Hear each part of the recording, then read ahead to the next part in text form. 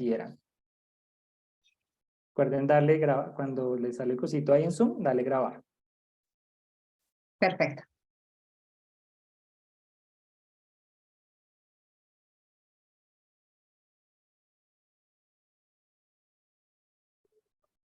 ¿Listo? Listo, yo Listo. creo que ya. Entonces, vuelvo a presentar la doctora María Alejandra Gracias. Hormiga, abogada de Derecho de Familia, CEO de GBH Asesores Legales SAS, Magíster de Derecho, ex juez de adolescencia, de infancia y adolescencia, ya me lo aprendí, ex defensora de familia y pues en GBH Asesores Legales SAS maneja todos los servicios jurídicos y contables. La abogada María Alejandra se encuentra en Cali, Colombia. Le damos nuevamente la bienvenida, doctora, y vamos ahorita a hacer una introducción de la fundación y volvemos nuevamente con usted, doctora, ¿vale? Así es, muy amable.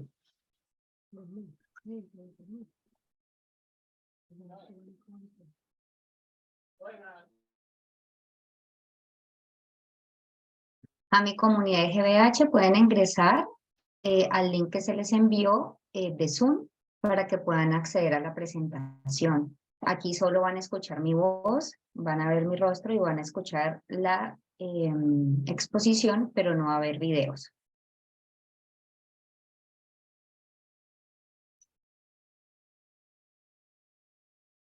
Doctora, si quieres dejar de compartir ahí en Zoom para que Brian pueda compartir.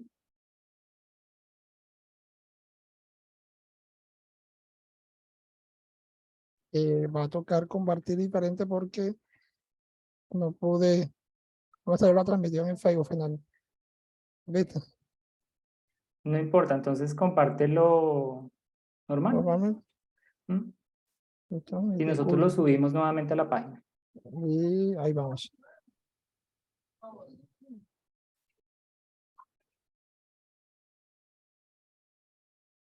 Listo, ahora Damos sí la estamos. bienvenida a las personas que se están conectando. Muchísimas gracias.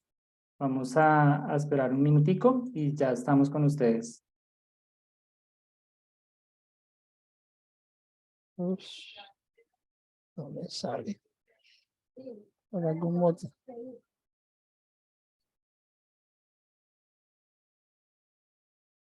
Algún motivo no me comparte en Facebook. Bueno.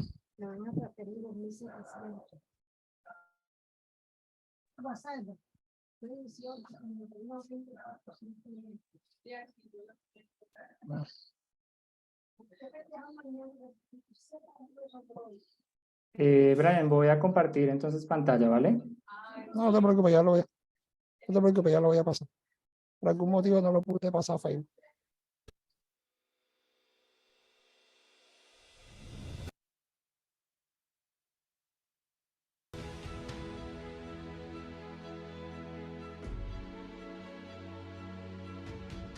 Somos una fundación sin ánimo de lucro. Brindamos apoyo a las personas con enfermedad de Pompe, huérfanas y discapacidad, junto con sus cuidadores y familiares.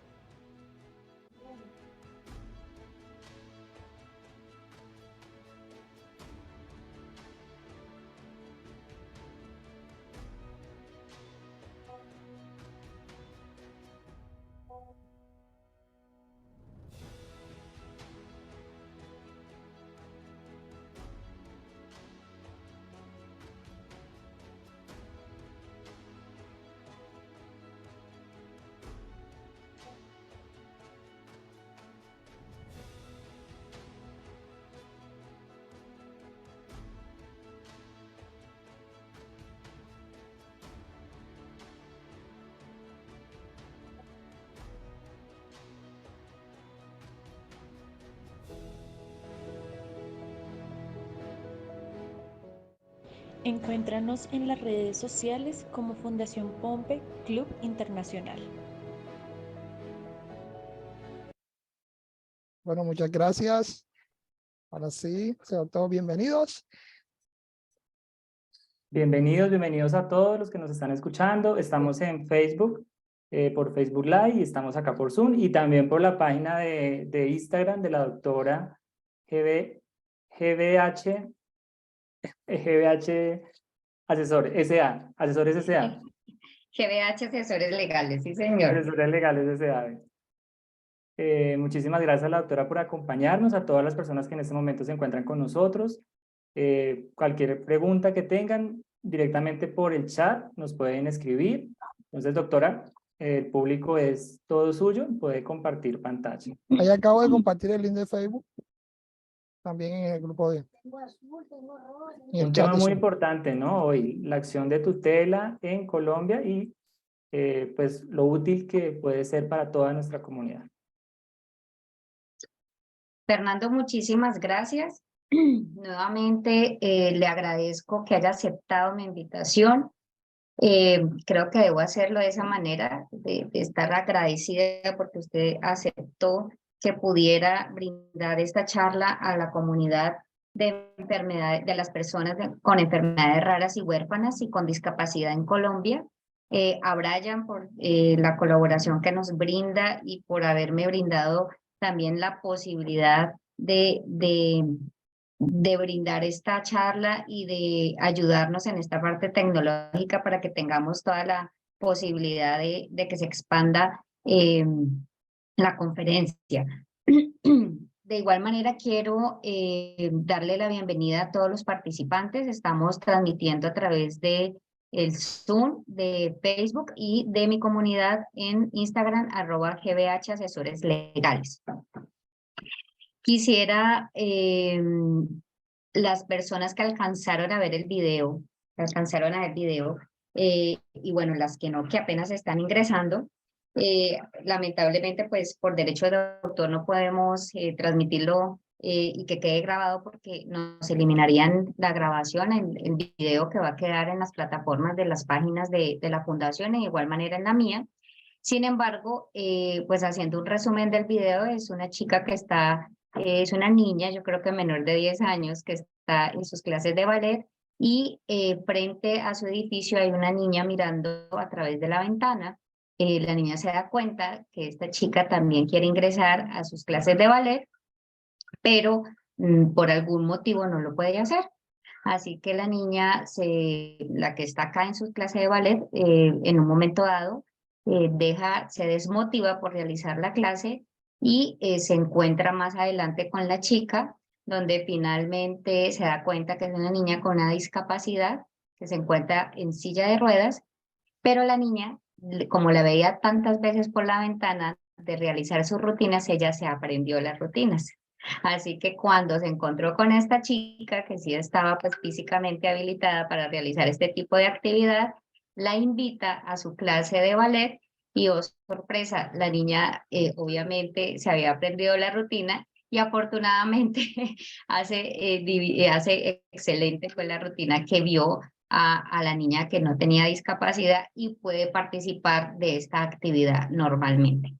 Ahí es donde quiero llegar a este punto. De una manera, entender que la inclusión es un concepto que si bien está en boga ahorita en el siglo, finalizando este siglo XXI, creo que no todo el mundo lo aplica.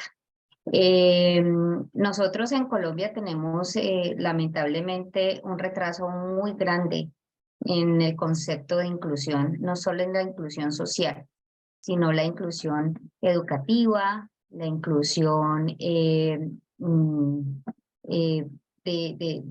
la salud, de entender que realmente tenemos unos derechos fundamentales que son prevalentes y que lamentablemente en el momento de aplicarlos pues encontramos 1001 barreras para poder que ellos se hagan efectivos.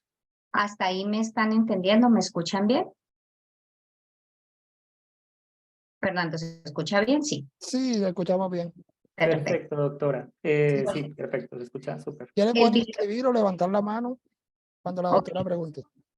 Ok, entonces yo quisiera que una o dos personas que tuvieron la oportunidad de ver el video, qué conclusión sacan de lo que vieron en la actividad de ballet y que logra la niña incluirse en esa actividad. Me gustaría personas que bien sea que tengan algún tipo de discapacidad, cómo lo pudieron ver, cómo pudieron sentirse al ver que esta persona sí fue incluida en esta actividad que cualquiera diría, bueno, es una bailarina de ballet, necesita sus piernas, necesita el movimiento, pero finalmente lo hizo y finalmente logra ser incluida en una actividad que supuestamente pues no estaba ella habilitada para hacerlo. ¿Alguien quiere Pueden alzar participar? aquí la mano, la persona que de pronto vio el video y le abrimos micrófono. Por ahí los están saludando desde Medellín, doctora. Mientras alguien levanta la mano, nos saludan de Medellín. Fernanda Mosquera nos dice que es muy importante estos espacios para adquirir conocimientos. Diana Hernández también nos saluda, Brandon Hernández, Alba Nubia. Muchas gracias. Y Muchas gracias también por por acá, participar. por el Facebook, tengo saludos desde Cuba, doctora. Ay, muchas gracias, Cuba. Desde Mi amada Cuba, Cuba, me Cuba, encanta Cuba. Ariceli Pérez, Luis Alberto García también nos dice que buenas noches, Luz Consuelo Reyes también, Alcira, Ángela, Liliana, José Carlos parece que no Armando vio el video. Villamizar, de Parece que Bucaramanga, Carlos Armando Villamizar nos dice que un abrazo fraterno desde Bucaramanga. Muchísimas gracias. José Manuel también nos saluda. ¿Alguien le hizo la mano? Brian, ¿tú qué ves por ahí? no. Pues no Aquí tenemos manos ya vi el levantadas todos. video. Ah, bueno, de Bogotá también nos está viendo José Manuel Ávila. Desde el Yo sí tengo municipio que de decirle Pau. algo, doctora. Yo tengo un amigo que está en Costa Rica, que se llama Lucho. Él practica danza contemporánea y está en silla de ruedas. Es un Increíble. grupo inclusivo que tú lo ves ni siquiera yo puedo hacer lo que ellos hacen en silla de ruedas. Entonces yo digo que las limitaciones están acá, porque las personas uno puede hacer lo que uno quiera soñar. Siento que eso es Así. importantísimo, que acá no se trata de que si no tengo manos, si no tengo un ojo, de que no tengo un pie. O sea, si tú quieres llegar a hacer lo que quieras hacer, lo puedes lograr. Y realmente la discapacidad está en nuestras mentes. Hay muchas personas maravillosas. Tengo una amiga que es pintora, que también le mando unos saludos desde acá, que pinta con la boca. Es hermoso el Increíble. trabajo que hace Leti desde México. Y así conozco mucha gente, me puedo pasar acá horas diciéndote cuántas personas que no tienen ciertas habilidades para unas cosas, pero para otras son maravillosas. Increíble. Y así es. Esa es una de las enseñanzas que deja el video, que no hay limitantes. Y máxime cuando tenemos el razonamiento y digamos, hay ciertas enfermedades que no inhabilitan desde la parte cognitiva, que esa es otra situación, ¿no? Y lo más importante de esto es entender no solo desde la propia comunidad, sí, que tenemos, o una minoría, sino los que no pertenecemos a esa minoría, cómo entender que el mundo debe es acoplarse a las personas que son discapacitadas, no la persona discapacitada del mundo.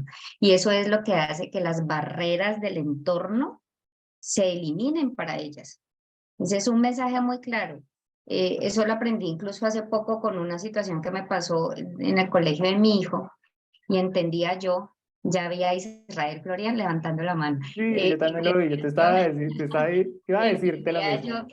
yo que la educación inclusiva, y por ahí algún docente lo dijo en una charla aquí en Cali, es precisamente que el alumno no se tiene que acoplar al profesor, el profesor se tiene que acoplar al alumno porque es una educación diferencial, eso es lo que hace la verdadera inclusión. Entonces, nosotros como ciudadanía mayoritaria debemos eliminar de verdad, y esto lo digo con mucho ahínco porque quizás suena a la misma charla que escuchamos siempre, ¿no? Ah, no es que la inclusión, ah, no es que no hay, es que las barreras, no, es que si de verdad lo hacemos uno por familia, créeme que esto se propaga, pero si no, en algún momento no hacemos la tarea, pues o somos indiferentes a este mundo de personas que requieren de verdad que se eliminen las barreras, pues no vamos a hacer nunca nada. Entonces, la idea es empezar a hacer estos espacios que nos veamos, que seamos más visibles para la gente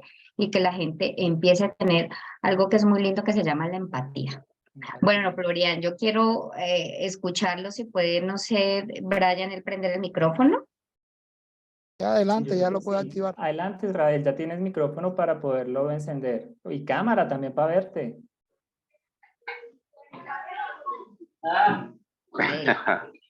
A ver, muy buenas noches, doctora y demás participantes. ¿Me escuchan? Sí, Fuerte perfecto. y claro. Entonces me presento, mi nombre es José Israel Florian, persona con discapacidad física, y trato de llevar la vocería de este grupo poblacional en mi municipio. Entonces no puedo desaprovechar este momento y este tema, que es la acción de tutela para defender los derechos de las personas con discapacidad. Tengo un caso puntual para que su merced me ayudara a orientar, doctora. Es el caso de una compañera también en situación de discapacidad, y ella está en un tratamiento.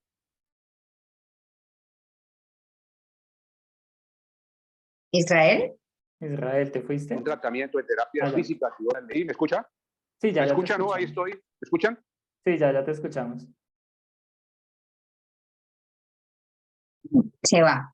Se ¿Qué te va eso de la parece, Fernando, comunicación. si por cuestión de organizar la dinámica, vemos que estas preguntas las podamos hacer al final, que son casuísticas, y como Aló, va ¿me escucha? corriendo el tiempo, don Israel, Don Israel, las preguntas que vamos a ¿Sí? ¿Me tener sobre escucha? la tutela las vamos a hacer al final, con muchísimo gusto. Entonces, vamos primero a mirar la presentación de la abogada, y ahorita al final de la presentación vamos a empezar con esas preguntitas que tiene sobre casos en especial, ¿vale, Israel?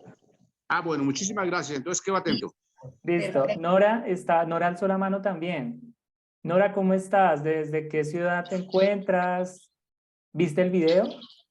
Hola, buenas noches. No, no vi el video, pero más por lo que la doctora redactó, pues es algo como que realmente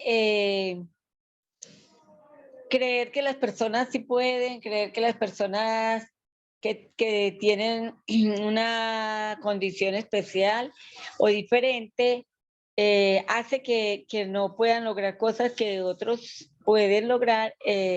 Eso es como el mensaje, que sí se puede aprender y hacer las cosas que cualquier persona puede hacer, aunque se tenga una condición que siempre ha estado como unas condiciones que siempre han estado como muy estigmatizadas por nuestra sociedad.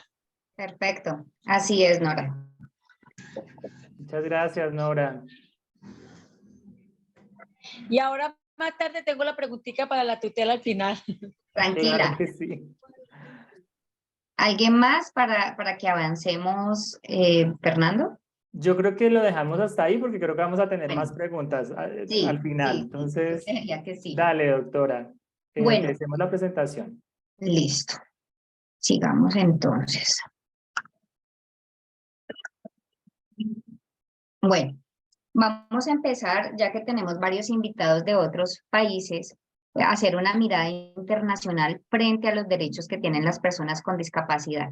En este punto es muy importante mencionarles que durante mucho tiempo las organizaciones no gubernamentales, que han sido miembros, personas con discapacidad durante muchos años, tuvieron una lucha constante para que la Organización de Naciones Unidas emitiera una convención sobre los derechos de las personas con discapacidad. Como pueden ver, esto lo lograron en el año 2006. Y es sorprendente, Fernando, es sorprendente, y todas las personas que nos están escuchando, porque han sido, si ustedes ven la Convención sobre los Derechos de las Personas con Discapacidad que emitió el 13 de diciembre de 2006, pues estamos hablando de hace poco. Y entonces la pregunta es, ¿y qué pasó con años anteriores? Antes. ¿Qué pasó con años anteriores? El mundo y los gobiernos de los países, no solo latinoamericanos, sino también europeos, se tardaron muchas décadas para entender que era necesario tener una normatividad internacional que reconociera los derechos humanos de las personas con discapacidad. Desde más o menos la teoría y la doctrina nos dice que en 1980 hubo muchos intentos hasta que miembros de organizaciones no gubernamentales, con la ayuda de un país muy querido por nosotros, que es Mi México Lindo, fueron uno de los países que más presionó para que la Organización de Naciones Unidas en el año 2000 y 2001 empezara a trabajar sobre la Convención de los Derechos de las Personas con Discapacidad, y gracias a este esfuerzo que hicieron estas organizaciones junto con México, se expide el 13 de diciembre de 2006 esta Convención sobre Derechos de las Personas con Discapacidad. Y frente a este convenio es muy importante porque según la OMS y el Banco Mundial, el 15% de la población tiene algún tipo de discapacidad física o cognitiva o padece una enfermedad como lo trabajamos en nuestra comunidad, que es una enfermedad huérfana. Por ello, entonces, traté de resaltar el objetivo y el reconocimiento muy importante que luego va a traer una implementación en cada uno de los países que van a acatar este convenio. Y es el objetivo principal de la Convención sobre los Derechos de las Personas, precisamente como lo indica en la diapositiva, es promover, proteger y asegurar el goce de los derechos fundamentales en un plano de igualdad de las personas con discapacidad y promover el respeto de la dignidad humana. Ese es el objetivo principal de la Convención sobre los Derechos de estas personas. ¿Y qué reconoce? Aquí viene un primer concepto importantísimo, a pesar que ya lo habíamos manejado y que ya se hablaba de discapacidad, pero entiende que la discapacidad es un concepto que evoluciona, y evoluciona porque precisamente en estos estudios que ha hecho el Banco Mundial, el OMS, pues cada día más están naciendo personas con enfermedades huérfanas. No sabemos pues realmente cuál es el origen de ello, pero precisamente ese es el concepto, pues huérfana porque no se sabe por qué razón o son congénitas, y de tal manera pues existen unas barreras y unas limitaciones a las que se ve enfrentada no solo la sociedad, sino principalmente la persona que la padece. Entonces empiezan a haber barreras de la actitud que tiene la sociedad frente a las personas que tienen algún tipo de discapacidad y frente al entorno. De ahí entonces que los países, estos son los países miembros de esta convención, como pueden ver, lo que está como en verde oscuro son los países que firmaron y ratificaron este convenio. Los que están en verde como un poquito más claros, los que firmaron pero no lo ratificaron, y los que no firmaron, que más o menos son como países africanos y por acá por el Medio Oriente, como 1 o 2, pero realmente la gran mayoría de los países del mundo sí firmaron y ratificaron este convenio. ¿Qué significa? Significa que la legislación interna de cada país tiene que estar a tono con la legislación transnacional y con los convenios que emite la Organización de Naciones Unidas, porque ellos hacen parte de esta organización mundial que permite que haya una colaboración entre países. De esa manera, pues vemos que la gran mayoría de los países del mundo pues han firmado, como lo digo, desde el año 2006, este convenio, es decir, que contamos con una estructura y una ayuda mutua entre países a través de este convenio. Cuando vemos que Estados Unidos no lo firma, pero no lo ratifica, lo firma, pero no lo ratifica, es muy interesante explicarles que Estados Unidos es uno de los países que firma los tratados internacionales de derechos humanos, pero nunca los ratifica. ¿Eso qué implicaciones tendría? Uno diría, no, pues de razón no respetan derechos humanos. Lo que pasa es que debido a su gobierno, pues en algunos estados existen de algún modo respeto a algunos derechos o digamos principios de los derechos humanos, pero en otros no. Por ejemplo, en algunos estados de los Estados Unidos, pues existe la pena de muerte, en otros no, o las penas privativas de la libertad como la cadena perpetua en otros estados de los Estados Unidos. Entonces, es muy difícil que Estados Unidos pues firme, puede firmarlos, pero no es vinculante para ellos. Entonces, de alguna manera, en algún momento dicen lo aplicamos y en otro pues no están obligados. Mientras que los países que sí firmaron y lo ratificaron, sí los vincula. Es decir, ninguna normatividad interna puede estar por debajo del tratado internacional. Siempre tiene que estar a tono con el tratado internacional, por eso no son vinculantes y podemos aplicarlos en la legislación interna y podemos abogar a ellos. Eso es muy importante para la gente que nos está escuchando en otros países. La Convención Internacional de los Derechos de las Personas con Discapacidad es un tratado internacional, es una norma supranacional, significa que cualquier persona puede abogar y hacer que se aplique internamente en su país que haya firmado y ratificado este tratado. Es clarísimo, yo creo que eso es clarísimo. Y es muy importante porque de allí va a surgir mucha legislación interna y políticas públicas a partir de este tratado o de este convenio. Va a existir mucha política pública interna que les va a permitir abogar por los derechos de la comunidad de discapacidad. ¿Listo? Entonces eso es muy importante que lo tengan en cuenta. Ahora bien, voy a traer a colación este convenio, que es la Convención sobre los Derechos del Niño, que se emitió el 20 de noviembre de 1989. ¿Por qué la traigo a colación? Precisamente porque una de mis experticias es trabajar con infancia y adolescencia, y dentro de esta comunidad o esta minoría también existe mucho niño con discapacidad. No hablemos solo del síndrome de Pompe, sino de todas las enfermedades huérfanas.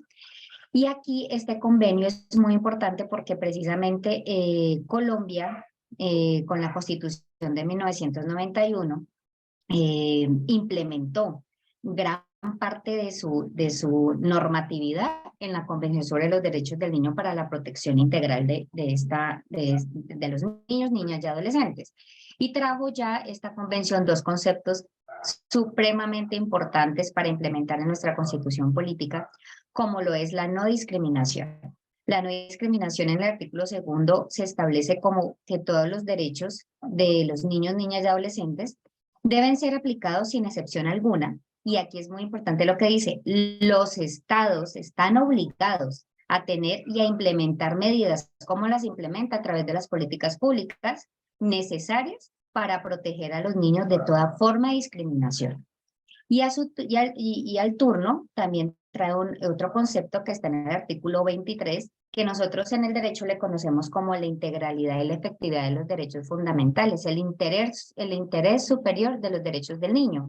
Y es precisamente cuando esta convención nos habla que todos los estados partes, mire que ya habla de estados partes, o sea, todos los estados que hacen parte de esta convención, deben reconocer que el niño mental o físicamente impedido deberá disfrutar de una vida digna y plena y decente en condiciones que aseguren su dignidad humana y que le permitan llegar a tener una participación activa en la comunidad. Y no solo hablemos desde el punto de vista social, sino educativo. Por eso es tan importante tener claro el concepto de inclusión educativa. Y de ahí que viene el dibujito donde lo pongo de la inclusión, porque los niños, lamentablemente, al menos en el caso colombiano, pues realmente que se implementen unas políticas públicas de inclusión, pues hay mucha tela para cortar y para decir y criticar de que no es así.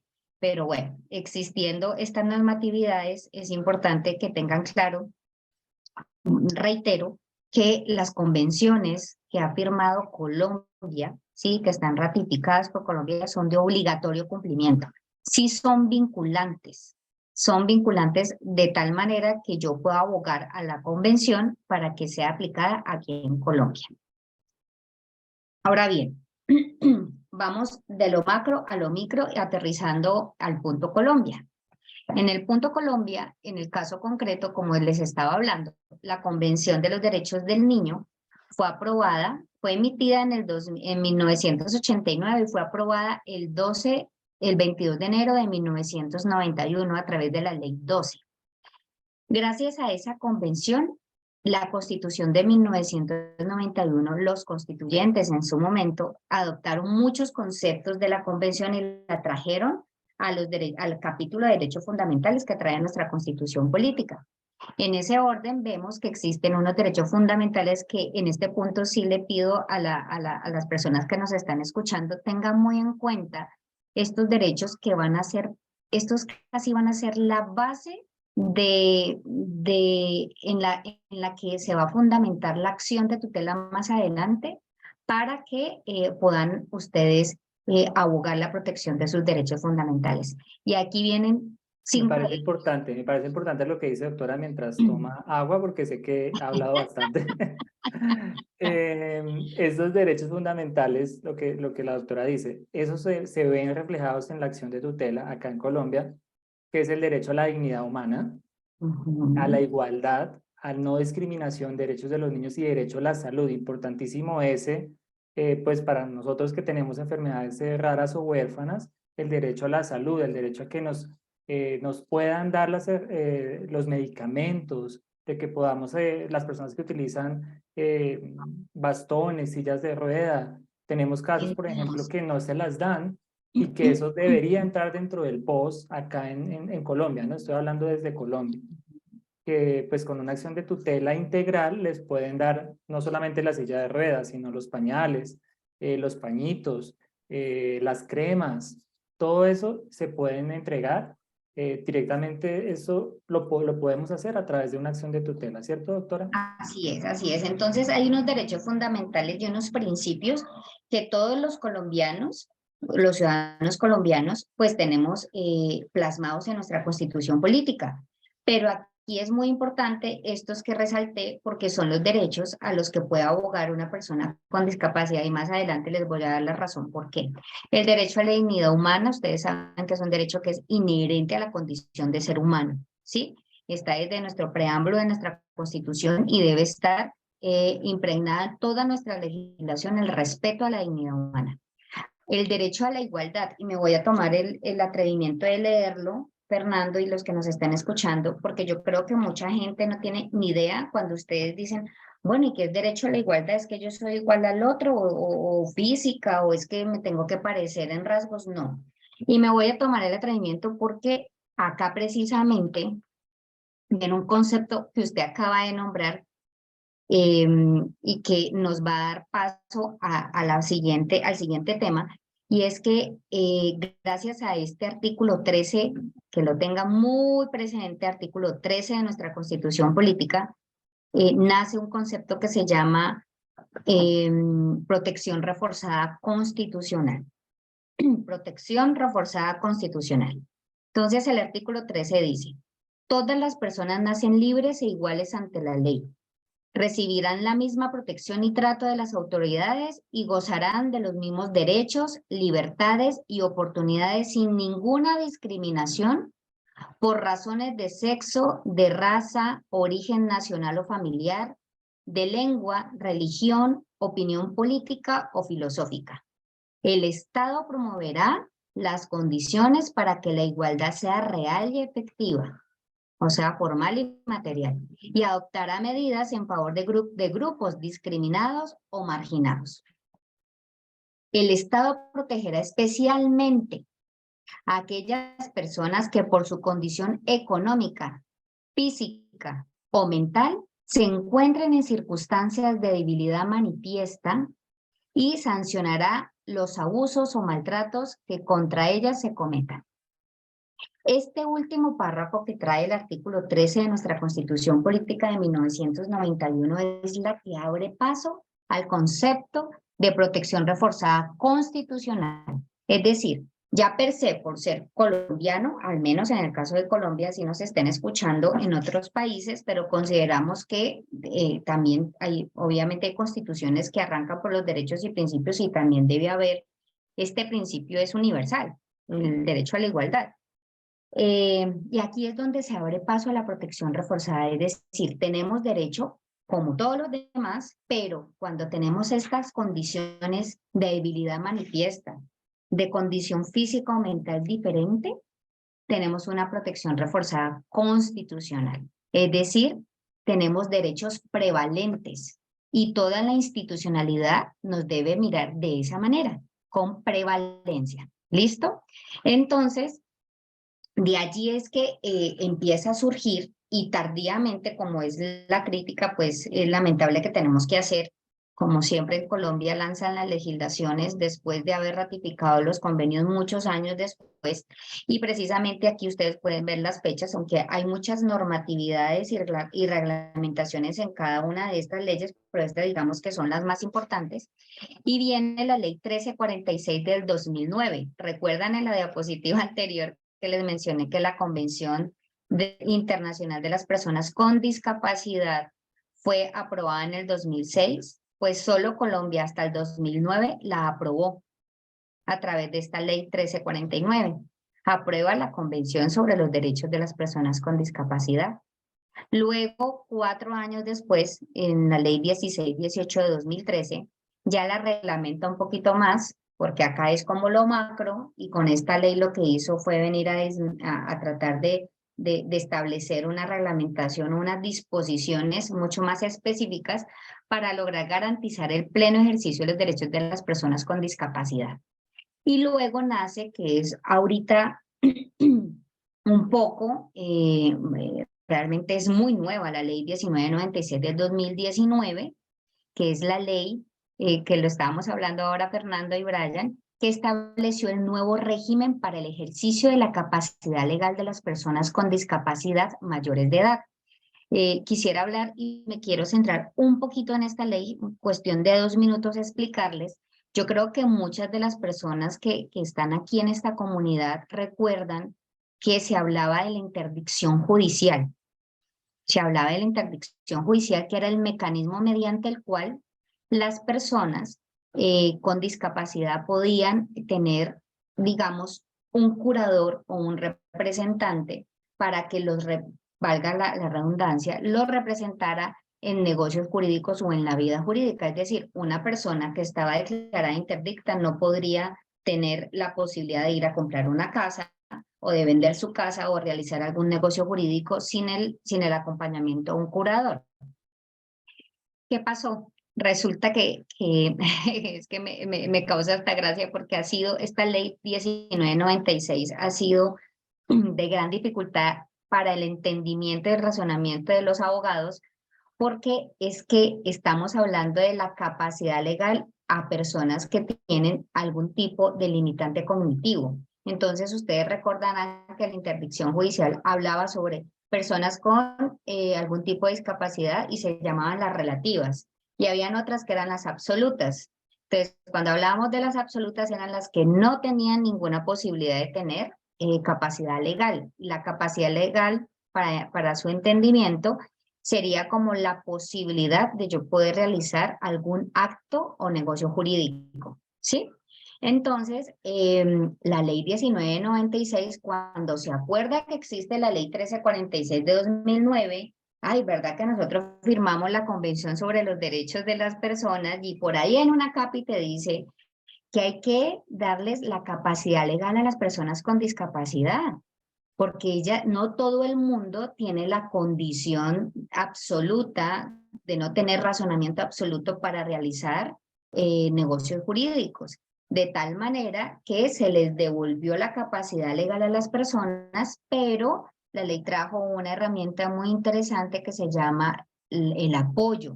El apoyo haría las veces de curador, pero resulta que con los curadores se empezaron a dar muchas situaciones difíciles, sobre todo frente a la administración de los dineros o del patrimonio del declarado interdicto.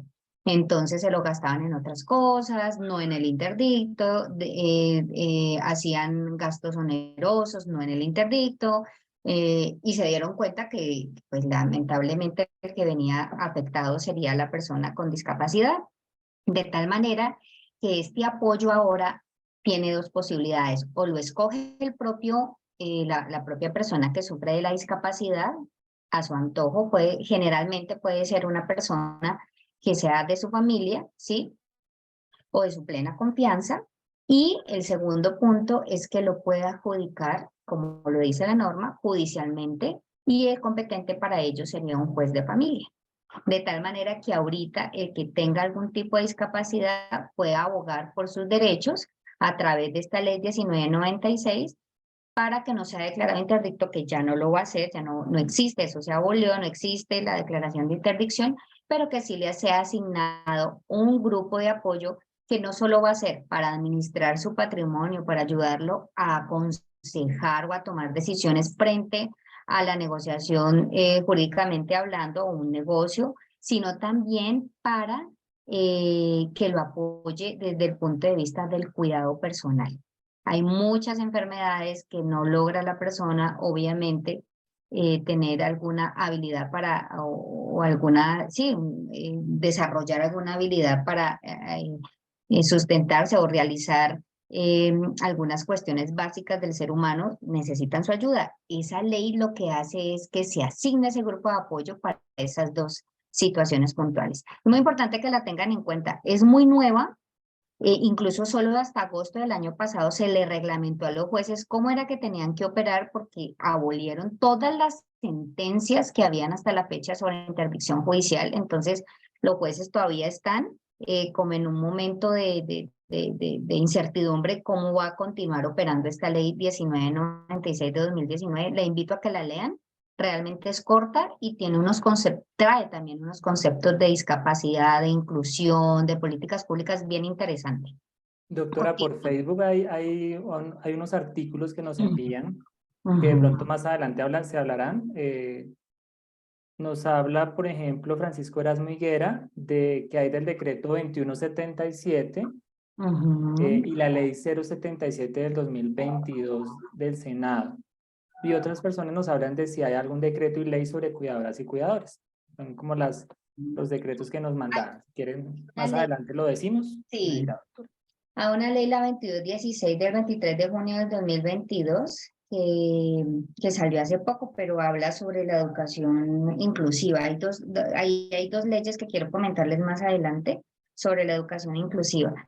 Sí, esta normatividad de la 1996 trajo muchas cosas, digamos, muy buenas para las personas con discapacidad. Creo que el simple hecho de entender que pueden, no todos, vuelvo y digo, o reitero que hay situaciones o patologías que no van a permitir que la persona tenga una capacidad legal, pero hay otras que sí, que lamentablemente con la interdicción judicial lo que hicieron fue perjudicarlas. Entonces, el legislador, digamos, fue en esta parte muy sagaz porque trajo a colación la Convención Internacional y se dieron cuenta que la legislación interna colombiana no estaba a tono con esa convención, entonces lo que hicieron fue actualizar rápidamente y bueno, en esto estamos no solo los jueces de la República que trabajan en el área de familia, sino también los abogados de cómo vamos a continuar operando y aplicando esta nueva normatividad.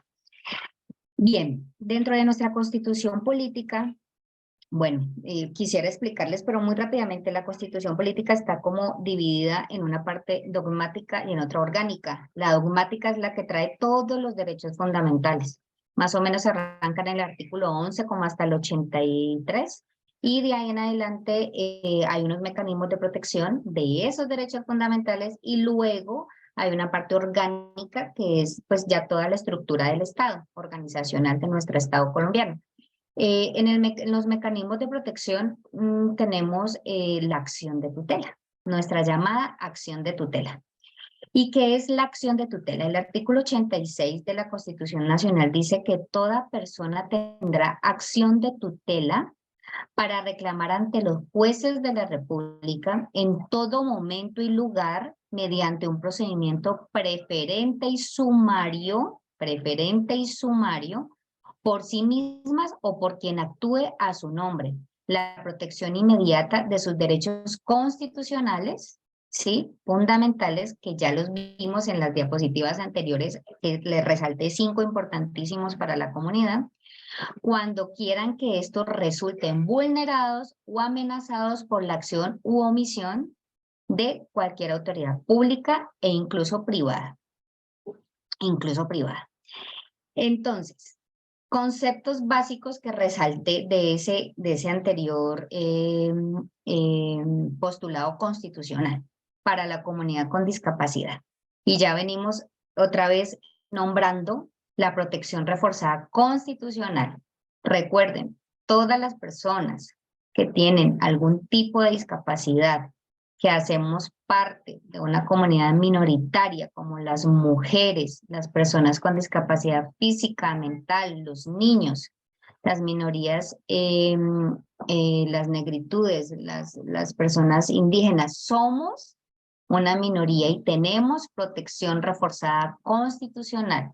Entonces, esto va a permitir que tengamos prevalencia de nuestros derechos fundamentales, ¿sí? Y que de una manera u otra se nos aplique de manera inmediata y se nos respeten y protejan nuestros derechos establecidos en nuestra Constitución Política del 91.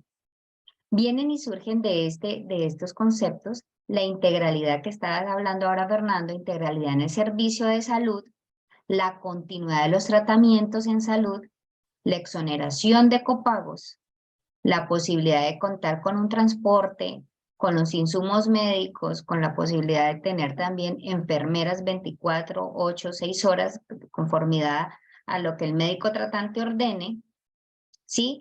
Y estos conceptos básicos son traídos precisamente, que obviamente hay unas reglamentaciones internas, ¿sí? Hay unas reglamentaciones internas que son establecidas por el Ministerio de Salud y Protección, pero que terminan siendo conceptos universales frente a las personas con discapacidad. También viene otro concepto de la accesibilidad física. Recuerdo hace poco que hicimos con una mamita que tiene una chiquita con síndrome de Pompe, hablábamos de la accesibilidad. Bueno, estamos hablando de una chica que tiene silla de ruedas. Encontramos una cantidad de barreras limitantes para ingresar, no solo todo el mundo dice, no, es que los hospitales y clínicas, no, es que quien dijo que solo las personas van al hospital y clínica, van a los centros comerciales, van a las universidades, van a los colegios, van al cine, van a los parques, necesitan pasar de una calle a otra, los puentes, etcétera. Entonces, lamentablemente, el transporte público. el transporte es supremamente importante. No es nada inclusivo en pues en mi ciudad y yo creo que en varias ciudades de Colombia. En muchas. Ahí está la falta, las barreras de la estructura física para las personas con algún tipo de discapacidad que utilicen muletas, silla de ruedas, caminadores, etcétera. Hay muchas preguntas, doctora, y por ahí hay alguien alzando la mano. Usted verá si vamos evacuando. Vamos pues hay bastantes. Pues primero vamos con Ángela. Yo creo que a ver, te propongo. Yo creo que faltan unas 4 diapositivas y porque quiero aterrizar como más el concepto de la acción de tutela para que sea más práctico y acabamos y empezamos con nuestras preguntas. ¿Te parece? Ángela, entonces ahorita que termine la doctora, vas de primeras. Listo. Vayan, porfa, preparando sus preguntas sí, cortas, pero sustanciosas. Cortas y sobre el tema que Directo. necesiten saber, algo corto, porque pues va a haber una ronda de preguntas. Tengo varias por Facebook. Okay. Entonces, algo muy corto y pues que vayan a lo que necesitan realmente. Perfecto. Y ya vamos a enviar por el chat de Zoom, vamos a enviar, y creo que también por Facebook, vamos a enviar la lista de asistencia. Voy a anotar quiénes estaban de primeras porque ya Claudia me levantó también la mano. Listo, entonces continuamos. Inclusión, educación diferencial, importantísimo este concepto, acceso a la educación y no discriminación. Recordé nuevamente esta charla que hicimos con mi clientecita y lográbamos entender que los colegios, sobre todo privados, tienen una política, ¿no? Una política de acceso a la educación para ellos que le llaman, ahí se me acaba de pasar el concepto, se me fue el concepto, bueno, que ellos tienen la posibilidad de aceptar o no aceptar a alguien, básicamente es esa digamos como el sinónimo de lo que quería decir. Y frente a la no discriminación, entonces cuando tú vas al colegio y dicen, no te aceptamos, cuando hay una persona con discapacidad, la pregunta es, ¿cómo es posible que un colegio no acepte a una persona con algún tipo de discapacidad? Y no hablemos de la discapacidad solo física. es que en los niños encontramos cada vez más niños con el espectro de autismo, niños con hiperactividad, niños con Asperger. Bueno, tenemos una cantidad de patologías y los colegios me sorprende enormemente que no estén preparados para aceptar niños y que tengan la capacidad de talento humano desde el grupo interdisciplinario de psicología, trabajador social, fonoaudiología, fisioterapia, para tener a un niño y lo que hacen es simplemente no aceptarlo y no hay cupo, entonces esa familia se verá frustrada, ir a tocar la puerta de pronto a algún colegio que no tenga esa capacidad y que toca ingresarlo porque entonces no va a poder acceder a la educación. Esos son conceptos muy importantes para la comunidad con discapacidad y que obviamente los traigo a colación porque a través de la acción de tutela pues pueden abogar por ellos. Bien, ¿cuál es la normatividad que tiene Colombia, nuestro país, para reglamentar la acción de tutela? El decreto 2591 de 1991. Este decreto es un mecanismo, este decreto reguló y reglamentó todo el trámite de la acción de tutela. Y trae entonces que la acción de tutela es un mecanismo de protección. Se lo nombraba desde las diapositivas 3 diapositivas atrás, que la Constitución de Colombia trae una parte dogmática donde hablamos de nuestros derechos fundamentales y a la vez trae los mecanismos para proteger esos derechos fundamentales y precisamente es la acción de tutela. Entonces es un mecanismo de protección que permite a toda persona acudir ante las autoridades judiciales para obtener la protección inmediata de sus derechos fundamentales. De este concepto salen varias características a saber. Primero, es preferente. ¿Qué significa eso? Que cuando llega la acción de tutela del despacho de un juez, él tiene que dedicarse, si está resolviendo otros procesos, solo a ese proceso de tutela. Ojalá en la práctica fuera así.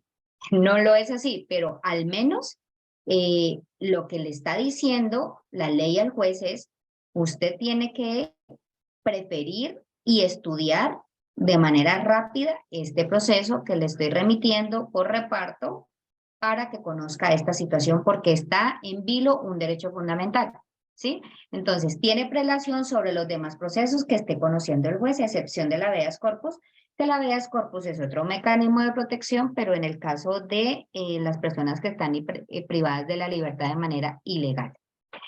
¿Qué es sumario también la acción de tutela? ¿Qué significa?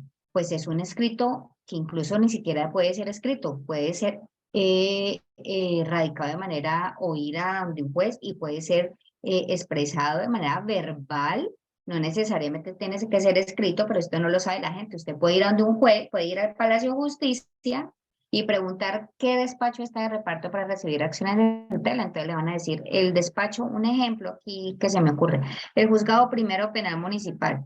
Entonces vaya y usted dice, vea, vengo a presentar una acción de tutela y la puede decir verbal, pero la gente no lo sabe. La gente siempre piensa que debe ser por escrito, pero bueno, de tal manera, lo importante es que se presente la acción de tutela. ¿Qué significa? No sabía. Disculpe que la interrumpa, doctora. Esa no la sabía. Yo tampoco Ya, sabía. Sí. Ya Sabía la que se pueden puede hacer virtual, por ejemplo, que hay una manera de hacerla virtual. No, y fíjate que la gente, muy poca gente la usa. Yo recuerdo cuando estuve de juez aquí en Cali, tuvimos, todos los despachos tienen un día ese reparto, ese tipo de reparto, ese tipo de turno, de turno. Me tocó turno hoy de acciones de tutela que lleguen verbales, porque a los jueces les llegan tutelas todos los días escritas por el reparto que se hace, pero esa es una posibilidad. Esa es una posibilidad y poco la gente lo sabe. Entonces el escrito debe ser informal. Él sí tiene, digamos, una estructura que ahorita se las voy a presentar y solo tiene unos requisitos que sí o sí se deben cumplir para la procedibilidad de la acción de tutela. Más no tiene una exigencia que tiene que ser a computador. Obviamente a veces se nos dificulta el tema de que no haya una letra legible y nos toca ya, pero el juez no, o sea, el juez no puede dictar un fallo diciendo es que no entendí. Él tiene que hacer todo lo posible por entender el escrito de tutela y si no lo entendió, pues tiene que llamar a la persona a su teléfono, vengan, la necesito, que le voy a tomar una declaración verbal y me explica qué es lo que está pasando. Pero es inmediato, por eso es que dice que es preferente. Ahora, es breve en su forma y procedimiento. ¿Por qué lo dicen así? Porque realmente llega la acción de tutela al despacho del juez, el juez mira, lee el escrito, o si está la persona, la escucha, y si tiene algún material probatorio, que no es necesario presentarlo porque el juez tiene todas las facultades oficiosas para pedir las pruebas a cualquier entidad y de manera inmediata. Ahora, gracias a la virtualidad, es mucho más rápido. Y de ahí estudia y tiene 10 días para fallar, 10 días hábiles. A veces es muy importante, y esto sí se los digo como tip jurídico, la gran mayoría de las tutelas de salud tienen que ir con la solicitud de una medida provisional. ¿Qué significa? En los casos de las personas que tienen enfermedades huérfanas, que tienen unos tratamientos, digamos, multidisciplinarios, porque no es solo el tratamiento del médico general, sino ya especializados, es muy importante que las tutelas vayan con las medidas provisionales. ¿Qué significa? El escrito de tutela fuera de su pretensión última, que es que le protejan su derecho a la salud. Un ejemplo estoy dando acá. Es muy importante que diga medida, un capítulo que diga medida provisional. Y ahí es donde usted solicita ejemplo. Es que el medicamento, yo fui a la farmacia a reclamar el medicamento XX y no me lo dieron y solo tengo una pasta y mañana se me acaba. O es una inyección que me tienen que aplicar y me dijeron que no hay sistema, que se cayó, fui 2 veces, 3 veces.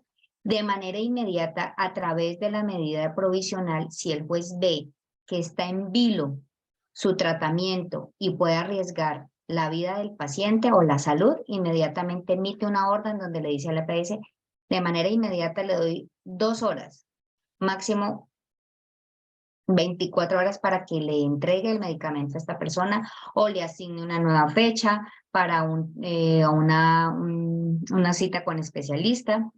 Yo les digo que en la experiencia, las medidas provisionales cuando eran, o por ejemplo, las cirugías, habían citas de cirugías con especialistas para 3 meses, 4 meses, cuando era importantísimo, sobre todo para aquellas personas que tenían cáncer o tenían algún tipo de patología que era de inmediato, que necesitaban las cirugías y las negaban. Si está en riesgo la vida del paciente, el juez de inmediato saca la orden y la tienen que cumplir porque si no es un desacato y pueden también se pueden denunciar por fraude a resolución judicial. Entonces es muy importante que los escritos siempre vengan con esa medida provisional donde usted demuestre que si no se hace tal tratamiento pone en riesgo su vida o pone en riesgo la calidad de vida o salud. Inmediato, como lo estoy nombrando, se protege de manera inmediata el derecho fundamental. ¿Quién puede solicitar una acción de tutela? Toda persona a la que se le esté vulnerando un derecho fundamental. El representante, que en derecho le conocemos el agente oficioso, sobre todo en acción de tutela se habla del agente oficioso cuando, por ejemplo, en el caso de los niños, niñas y adolescentes que se encuentran postrados en cama y que obviamente, o que no necesariamente tienen que estar postrados, pero que pues su representante, ¿quién es? El papá o la mamá, o la persona que tenga, adulta que tenga bajo su cuidado. O en los casos que sea pues ya un poco más técnico, pues se requiera el apoderado judicial. Y esto es uno de los requisitos que sí o sí tiene que cumplirse en la tutela y que les decía que más adelante les iba a explicar, y es la legitimación. Esta legitimación tiene que estar muy clara. Nosotros digamos técnicamente en el derecho le conocemos como legitimación por activa y legitimación por pasiva. ¿Qué significa? ¿Quién es el legitimado para presentar una acción de tutela? El afectado. ¿Quién es el afectado? Pues la persona que se le ha vulnerado o amenazado un derecho fundamental. Y si esa persona no puede venir porque está en el hospital o está postrada en cama y no puede venir, pues su representante legal o su representante o agente oficioso, si no está la mamá, el papá, alguien que pueda hacer las veces de agente oficioso o el apoderado judicial. Eso sí o sí debe cumplirse como un requisito sine qua non de la acción de tutela. Otros requisitos, la subsidiariedad y la inmediatez. Es muy importante que tengan en cuenta esto. La acción de tutela solo procede cuando no existe ningún otro medio para proteger el derecho. Ningún otro medio. ¿Qué significa?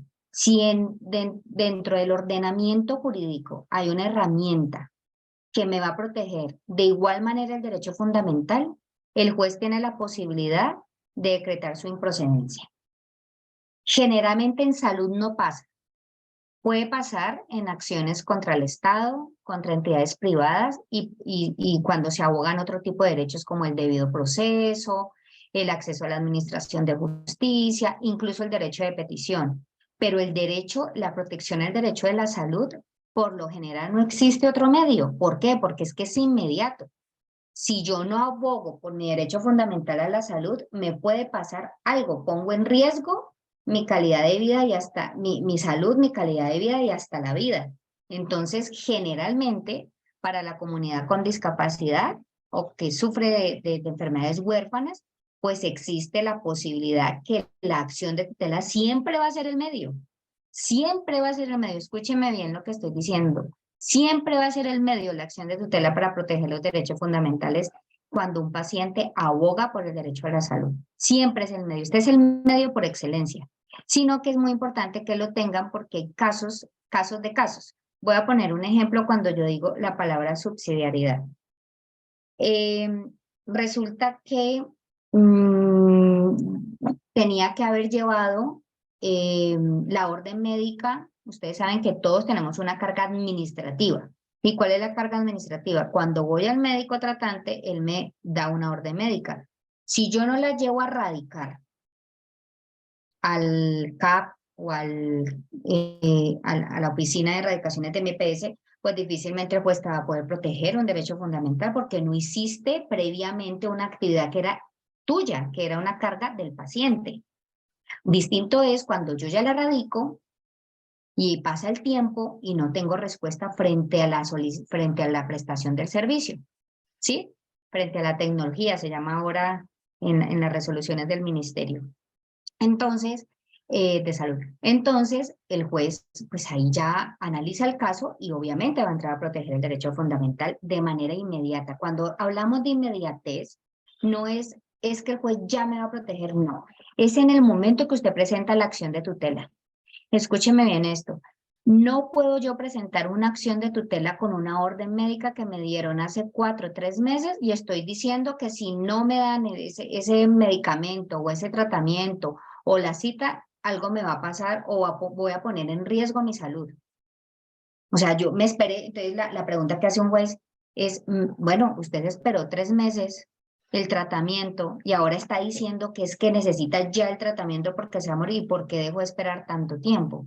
¿Qué pasó? Eso es de analizar. En muchos casos, los pacientes o los usuarios de la acción de tutela, y recuerdo bastantes casos donde me decían, doctora, lo que pasa es que yo radiqué y me dijeron que me llamaban en 5 días.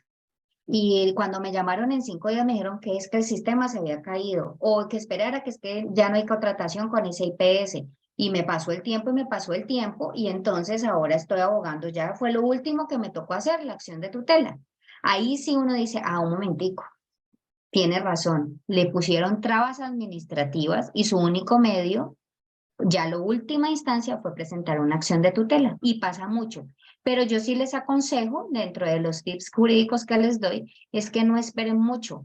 Hay resoluciones del ministerio que no estoy en este momento actualizada frente a ellas, pero sí recuerdo hay unas donde establecen cuáles son los tiempos para una cita médica general, para una cita médica especializada. Y sí es muy importante, a ver si de pronto hago el ejercicio, Fernando, y en el interno se la presento para que usted la riegue, porque sí hay unas instrucciones, digamos, dadas desde el Ministerio de Salud y Protección, donde hay unos tiempos que obligan a la EPS, como lo digo, y lo hablábamos ahorita, Fernando, hasta esta estructura que tenemos ahorita de sistema de salud. No sabemos qué va a pasar con esto nuevo que van a eliminar. Estamos todos en vilo. Sí, estamos en vilo con estos nuevos cambios que van a haber sobre el sistema de la salud, pero Obviamente la acción de tutela pues no varía porque es un mecanismo de protección constitucional y no hay ninguna reforma. Creo que lo más lindo que trae nuestra constitución política es la acción de tutela y difícilmente la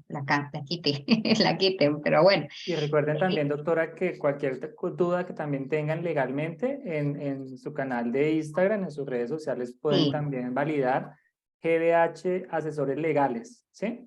Muchas gracias, Fernando. Sí, señor. GBH, Ahí pueden asesores también legales. conectarse con la doctora y pueden mirar. Muchas gracias, sí. Bueno, ¿contra quién pueden instaurarse las acciones de tutela? Obviamente en la comunidad de enfermedades huérfanas, pues estamos hablando contra las EPS, contra las IPS, las secretarías de salud, las secretarías de educación, estamos hablando de entidades del Estado. Todas las entidades del Estado son sujetos de presentar acciones de tutela en su contra y obviamente hay entidades privadas ya por vulneración de derechos, pues que no tengan que ver necesariamente con la salud, pero sí contra otros derechos, que la acción de tutela puede operar a veces contra particulares. Tiene unos requisitos más específicos que trae la jurisprudencia de la Corte Constitucional, pero un poquito más técnicos, pero en general se podría presentar una acción de tutela contra aquellos que afecten los derechos fundamentales o los ponga en peligro. ¿Quiénes son los encargados de resolver las acciones de tutela? Cualquier juez de la República, con excepciones de la competencia territorial. ¿A qué me explico? Si yo vivo aquí en Cali y mi EPS es Sanitas y es la EPS que no me está entregando mi medicamento, pues yo no puedo ir a Cartagena a presentar la acción de tutela. Es aquí en Cali contra esta entidad que debo presentarla. Todos los jueces de la República, indistintamente de su especialidad, antes había, el reparto cambió muchísimo, gracias a Dios, frente a esto, porque decían la salud, los penalistas, si es sobre niños, los de familia, si es algo contra el Estado, los que están especializados en administrativo. No, ya todos los jueces de la República tienen facultades para resolver acciones de tutela y se les conoce el nombre técnico es juez de tutela. Todos conocen de acciones de tutela y tienen creo que más carga de acciones de tutela porque se presenta en gran volumen que hasta los propios procesos judiciales que tienen que conocer. La radicación de las tutelas, ¿cómo es? La radicación del escrito, si lo van a hacer por escrito, se hace actualmente por medios virtuales. Con Fernando les voy a pasar los links, aunque en la página de la rama judicial está el directorio para todas las ciudades de Colombia a través de las seccionales del Consejo Superior de la Judicatura para radicar, incluso ahí hay un link que dice radicación de acción de tutela virtual y se radica, no hay necesidad de ir específicamente al de mi ciudad, sino que se radica en ese link de la página y ya Bogotá se encarga de repartirlo a las demás ciudades porque por medios virtuales pues obviamente se les facilita realizar el reparto. Y de manera manual pues se hace cuando se presenta de manera presencial en las oficinas de reparto, como pues coloquialmente lo hacíamos los abogados con anterioridad.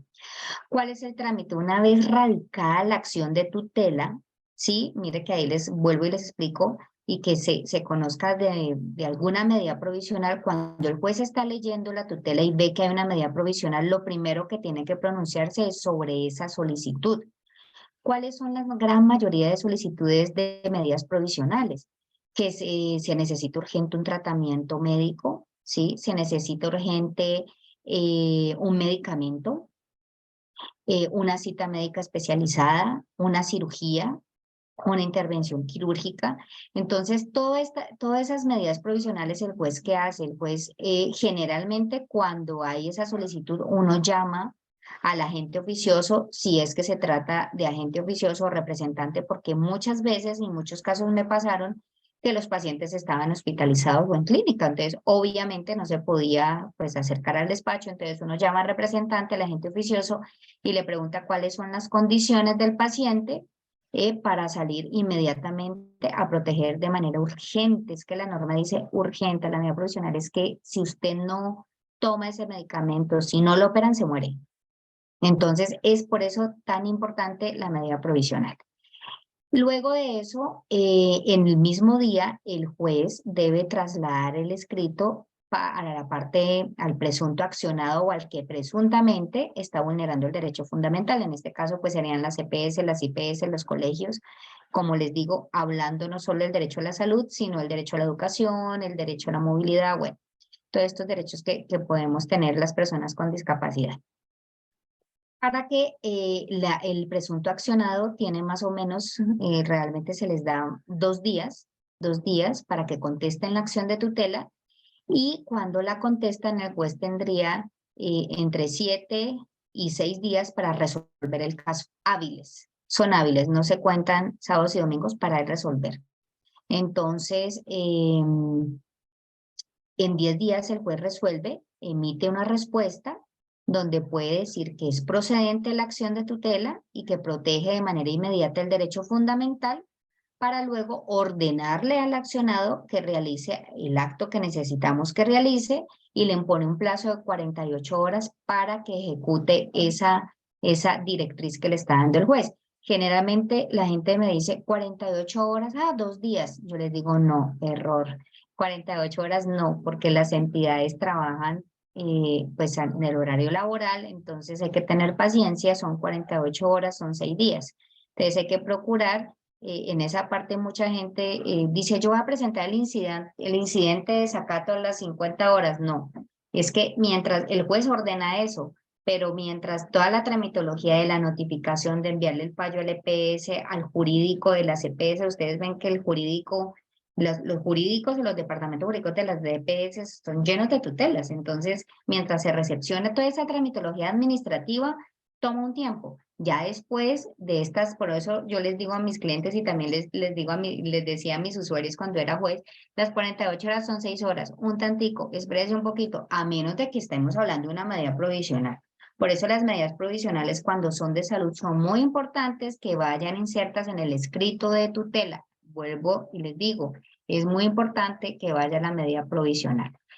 El incidente de desacato, yo creo que a todos ya les ha pasado, los que han sido usuarios de la acción de tutela. Sale el fallo con la orden del juez y pasaron los 6 días, pasó de la semana, los 15 días y, oh sorpresa, la EPS no cumplió. Incumplieron la orden dada por el juez. Sigo sacando la cita, ya tengo aquí el fallo judicial y nada. Entonces aparece o sale como protagonista el llamado incidente de desacato. ¿Qué significa? Es un trámite chiquitico que también dura 10 días. Es muy importante. Esto fue modificado hace poco por la Corte Constitucional, porque los incidentes podrían durar 1, 2, 3 años. Y el incidente de desacato se da sobre todo cuando hay tutelas integrales. ¿Qué significa? Lo que decía Fernando ahorita. La integralidad para los pacientes con enfermedades huérfanas, enfermedades degenerativas de alto costo, que no tienen una recuperación pronta o próxima, generalmente son el usuario son los que abogan por la integralidad del servicio. Y es que es así. No es lo mismo una persona que sufre de una patología que solo requiere un tratamiento y que con eso se va a curar, que uno que necesita todo un equipo de médicos para por lo menos tener calidad de vida, ¿sí? Entonces hay unos pacientes que van al neumólogo pediatra, al ortopedista pediatra, a la fisio, a la de las terapias, la respiratoria, ¿sí? Que necesitan las balas de oxígeno, la cama hospitalaria, la silla de ruedas, el pato, los pañitos húmedos, la crema, el mipro. Todo esto hace parte de la integralidad del servicio, que no es un concepto constitucional, es un concepto que trae el propio Ministerio de Protección Social en pro de las personas que padecen patologías o que tienen patologías degenerativas y progresivas. Entonces, ¿qué es lo que busca ese concepto en la integralidad en el servicio de salud? Pues precisamente que usted no tenga que presentar una acción de tutela cada vez que le niegan un servicio. Pues hay personas que sufren de una patología que ya el juez de entrada sabe que pues es una patología que requiere un sinnúmero de servicios y que no va a poner al usuario de la acción de tutela a que cada vez que le nieguen un servicio presente una acción de tutela, sino que ella sabe que con esa patología se le aboga y se le protege con una integralidad en el servicio y se le ordena al accionado que realice o preste el servicio de manera integral. Entonces uno pone, ellos de acuerdo, o sea, se le ordena servicio integral al señor fulanito de tal, conforme las órdenes médicas emitidas por los galenos tratantes. ¿Por qué? Porque a veces el paciente dice, ay, hoy me salió un uñero aquí, entonces entonces con esta integralidad puedo. No, conforme a lo que el médico tratante te está ordenando. Eso es muy importante porque la gente desdibuja lo que es la integralidad del servicio y piensan que el juez de la República tiene la experticia médica para decir que tal situación médica iba cobijada en la integralidad, y no es así. Lo único que se trabaja a través del incidente de desacato, escúchenme bien, es la orden médica nueva que usted traiga y que quizá no la cobijó la acción de tutela, pero que esa nueva orden sí tiene que ver con su patología y se la encargó. Entonces es muy importante que sea la integridad del servicio frente a los servicios o los tratamientos o medicamentos que envía su médico tratante, porque es que el juez no es experto en esa área. El juez se basa siempre con la historia clínica y con la orden médica que emiten los galenos. De ahí para allá, digamos que el juez no puede entrar a tomar decisiones frente a un tratamiento o que obligar a un EPS a que preste un servicio cuando no está al menos sustentado en la historia clínica. Muy importante. Este es un modelo, Fernando, que más adelante y Brian, pues les voy a presentar. Es un bosquejo muy pequeño, como pueden ver, son 2 hojas. ¿Por qué yo les subrayo acá como en azulito, que es como lo importante? La acción de tutela siempre tiene que estar dirigida al juez de tutela reparto. ¿Por qué no van a poner el nombre de la especialidad? Porque, como les digo, internamente la rama judicial tiene un sistema de reparto que es aleatorio.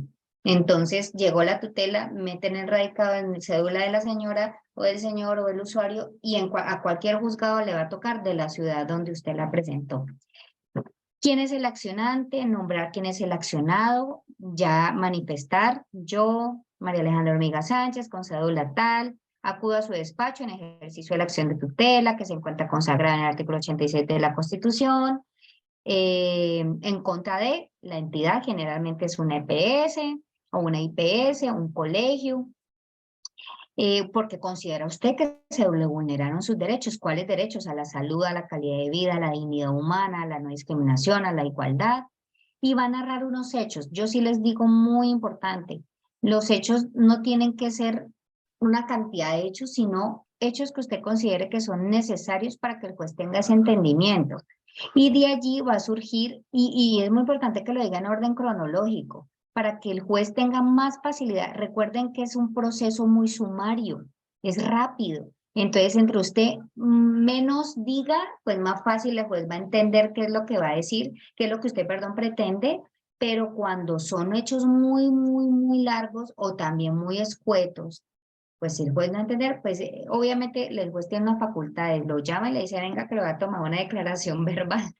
Entonces toca para escucharlo y entender, bueno, qué es lo que quiere, qué es lo que pasa, que hay gente que realmente pues no son buenos para escribir, entonces, pero el juez, gracias a Dios, tiene estas facultades y obviamente cuando son escritos definitivamente imposibles de entender, pues tiene esta herramienta de llamar. Los fundamentos de derecho, pues vuelvo y les digo, el artículo 86 de la Constitución Política, usted no te necesita traer aquí tratados internacionales, escribirlos allí, ni mucho menos usted necesita hablarme aquí de temas de derecho, porque el juez constitucional es el experto en temas constitucionales, así que no es necesario, pero sí de pronto traer la norma a colación, que es la norma de la acción de tutela. Y las pretensiones claritas, ¿qué usted pretende con la acción de tutela? Que se me proteja el derecho tal, listo, pero ¿qué más? No, que necesito el medicamento, el tratamiento, la cita médica, que me negaron el transporte de mi hija, que me negaron la enfermera, los pañales, los pañitos, los insumos. Específico hay que decir cuál es su pretensión. Y este juramento, este sí, es el que va a ir siempre en las tutelas, a pesar que esto no es óbice para que se inadmita, porque no existe la inadmisión. sí es muy importante que usted le manifieste al juez que es la primera vez, escúcheme bien esto que es bien importante, que es la primera vez que usted presenta acción de tutela frente a ese tema. Por eso les digo, la acción de tutela es un medio subsidiario y les recuerdo, la acción de tutela no puede desnaturalizarse. Es una herramienta importantísima que tenemos los ciudadanos colombianos. Yo creo que en otros países también existe un mecanismo de protección de los derechos fundamentales. Aquí en Colombia les llamamos acción de tutela. No sé si habrá algún participante de otro país, por ahí escuché Cuba, que tengan una herramienta parecida y se opera igual, qué bueno pudiéramos escucharlo, se opera de la misma manera, pero esta herramienta en Colombia es supremamente importante. ¿Y qué pasa? Que muchos ciudadanos colombianos la desnaturalizamos y presentamos acciones de tutelas inocuas. Lo único que hace es congestionar el sistema judicial. Como les digo, no solo el juez tiene la carga de sus procesos, sino también de conocer de las acciones de tutela. Entonces, cuando verdaderamente hay un paciente o un usuario que lo necesita, pues con una carga procesal, sí o sí el juez, obviamente hay unas sanciones disciplinarias para el juez si no resuelve en 10 días, pero lamentablemente, y hay que decirlo, pues no tienen la misma habilidad de estudiar con juicio una acción de tutela y le pueden negar. Entonces, sí es muy importante que la acción de tutela sea presentada cuando es necesario. Cuando es necesario. Las pruebas no hay que tener un material probatorio muy, digamos, estructurado para presentar una acción de tutela, porque el juez tiene facultades para solicitar a cualquier entidad copias de historias clínicas, conceptos y cualquier otra prueba que considere de oficio necesaria para poder responder. Las notificaciones, donde ustedes van a recibir las respuestas, donde un teléfono clarito, ahorita se utiliza mucho el correo electrónico, un correo electrónico que ustedes ya sepan que sirve, que no está congestionado, que accede fácilmente, que acceden fácilmente los correos electrónicos. Y la firma y el nombre es importante. Aquí, como les digo, puede ir su nombre o puede ir el del agente oficioso, representante o apoderado. Este entonces modelito te lo enviaré, Fernando y Brian, para que ustedes lo compartan con los participantes y les sirva como de ejemplo o de bosquejo para si en algún momento la van a necesitar. De Ok, igual doctora. manera, Brian y Fernando, ya saben, y a todos los que están participando, si requieren algún acompañamiento, alguna duda, con muchísimo gusto estaré prestas a acompañarlos para que puedan, si necesitan presentar acciones de tutela, puedan contar con mi apoyo para esa situación.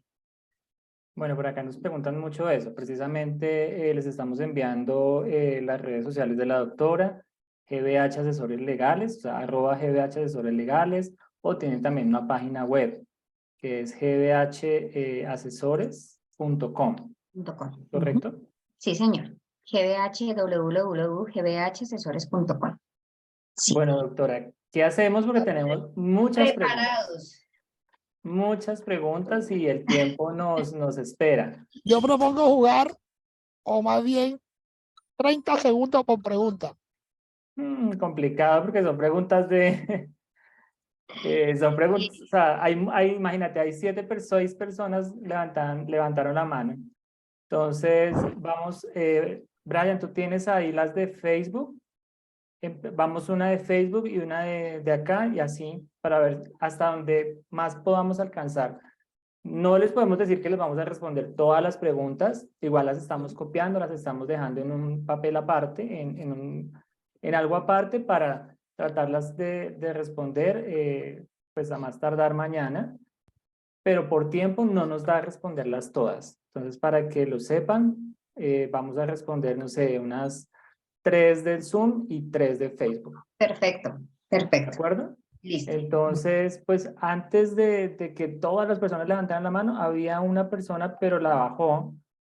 Creo que era Ángela, pero pues creo que ella bajó la mano, no me acuerdo qué Ángela es. Entonces, vamos a empezar con Claudia Barreto. Si me haces el favor, Brian, y le colocas por favor el audio. Sí, adelante, Claudia, puedes activar el audio. Claudia Barreto. Claudia.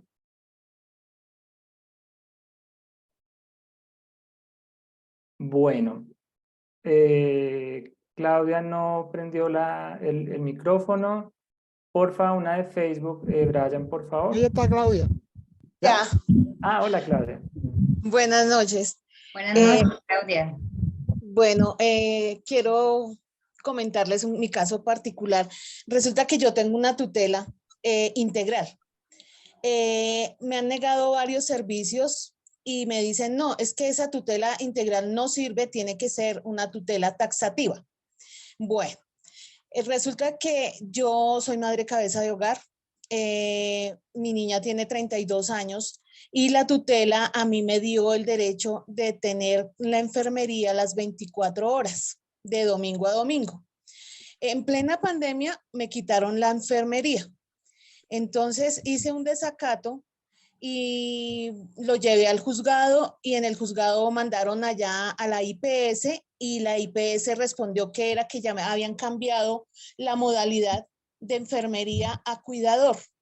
Entonces, en ese orden de ideas ellos me dicen, es que el cuidador lo tiene que dar el familiar, pero si yo soy la familiar de la niña, si yo trabajo, no la cuido y si la cuido, yo no trabajo. ¿Cómo le puedo mantener la calidad de vida a la niña si la estoy cuidando y no puedo trabajar? Y hasta el momento no he logrado de que a mí o me ordenen la enfermería nuevamente o me dejen a mí como la cuidadora o me ordenen un cuidador externo. No he logrado nada de eso porque realmente, o sea, ¿para qué sirve entonces la tutela si lo que está ordenado no se cumple? Claudia, dos cosas allí. Es muy importante, primero, el concepto de la integralidad que tú tienes con esa acción de tutela, digamos que el incidente de desacato debería ya estar sancionado. ¿A qué me refiero con eso? El incidente de desacato es la herramienta mediante el cual el juez de tutela que ordenó X servicio médico, cuando no hay una respuesta efectiva del prestador del servicio, inmediatamente debe sancionar y la sanción es cárcel. La sanción que se le hace a través de incidente de desacato es cárcel al representante legal de la EPS. Entonces, ahí lo que yo te sugiero son dos cosas. La primera, y hay que hacerlo, que me van a decir ya lo hemos hecho y no pasa nada, pero hay que hacerlo. Primero, presentar una queja a la Superintendencia de Salud. La Superintendencia de Salud es una entidad que vigila a las EPS, vuelvo y te digo, y vuelvo y les digo a todos, hasta ahora en este sistema de salud que tenemos hoy aquí en Colombia, no sabemos con todo esto del proyecto del cambio qué va a pasar, pero por lo menos hasta lo que tenemos tú debes presentar primero una queja a la Superintendencia de Salud, ¿sí? ¿Por qué lo digo? Porque la Superintendencia de Salud hace más o menos unos 3 o 5 años ha venido haciendo una función distinta, ha venido trabajando de la mano con los jueces y con los gobiernos para brindar un mejor servicio. Entonces, esa sería una opción. Y lo segundo sería insistirle al juzgado que tiene tu tutela para que a través del incidente de desacato sancionen. Lamentablemente habría que mirar muy concretamente en qué estado está el incidente de desacato, porque yo te aseguro que el juez, generalmente no, la norma dice que son 10 días para que se sancione, para que se decida el incidente de desacato. Si al día 10 el juez no ha sancionado, entonces el que ya está incumpliendo la ley es el juez. No, doctora, ya 2 años hace que yo coloqué el incidente de desacato, pasé 2 desacatos por la misma causa. Y ellos dijeron que me dijeron que tocaba llevar nuevamente la orden de enfermería y que con esa nueva orden yo podía ir al juzgado. Y resulta que yo fui y le dije al médico tratante, neurólogo, y le dije al fisiatra también, y ellos me dijeron que ellos no me podían dar la orden de enfermería, que porque a ellos lo sancionaban si ellos daban esa orden, porque la niña no tenía ninguna ostomía, no tenía tráqueo, no tenía colostomías, ni penosos. Eso es algo ahí, Claudia, eso es muy importante y que todos estén escuchando el caso porque fíjate que el juez de tutela, o sea, el juez del tutela está limitado. Ahí es muy importante hacer esa claridad. El juez de tutela no puede obligar a un EPS si no tiene la orden médica. Y mira que te están dando una justificación que puede ser una barrera administrativa, pero el juez queda amarrado. El juez no puede pretender darte un servicio cuando no está ordenado. Entonces, y si te están colocando trabas administrativas, allí es donde opera la Superintendencia de Salud. Inténtalo por ahí, Claudia, a ver si hace eco. Y la otra situación que pienso que puedes hacer es presionar al juez que conoce la tutela para que sancione el EPS, para que sancione al representante legal o jurídico del EPS. Cuando ellos saben que hay una sanción en su contra, que son hasta 30 días de cárcel más sanción económica, ellos lo que hacen inmediatamente es cumplir. Y yo no sé si alguno de aquí que ya ha tenido casos ha pasado, pero por lo menos en mi ejercicio he tenido que encarcelar, sobre todo aquí hay una EPS Cofenalco, ya tuvimos varios casos con Cofenalco y tuvimos que encarcelar a ordenar cárcel para los directores. Entonces, ahí sí te aconsejo que realices esas dos diligencias a ver qué logras. Gracias, doctora. Vamos con una de Facebook, Brian. Sí, claro, la mayoría concuerdan con la misma pregunta. ¿Cómo hacer para no pagar copago? Si ¿Cómo es hacer para posible. no pagar copago? Generalmente cuando hay enfermedades huérfanas o degenerativas y que existe una multiplicidad de disciplinas a las que debe acudir el paciente y también hay una condición económica, por ejemplo, las madres cabezas de hogar, padres cabezas de hogar, que están cisbenizados, es muy importante eso, ¿sí? Que están cisbenizados, generalmente se puede solicitar a través de acción de tutela la exoneración de copagos. Ahora bien, me van a preguntar, ¿una persona de estrato 6 o 5 puede solicitar la exoneración de copagos? Tendría que demostrarle al juez probatoriamente que no tiene la capacidad económica. ¿Sí? Pero los que van fijo, con exoneración de copagos son los cisbenizados, las madres y padres cabezas de hogar con hijos en discapacidad o enfermedades de alto costo. Enfermedades huérfanas. Eso te iba a decir, enfermedades raras o huérfanas de alto costo, tampoco pagamos copagos. Exacto. Siguiente pregunta. Yo sé que Israel estaba desde hace mucho tiempo. Israel, porfa, ¿le pones el micrófono, porfis? Israel Florian. Porfa, Israel, algo corto. Sí, 30 muy segundos buenas, o 1 minuto por pregunta. muy buenas Gracias. noches. Gracias. Venga, mi pregunta es parecida a la que me antecedió en la palabra sobre el tema de la tutela.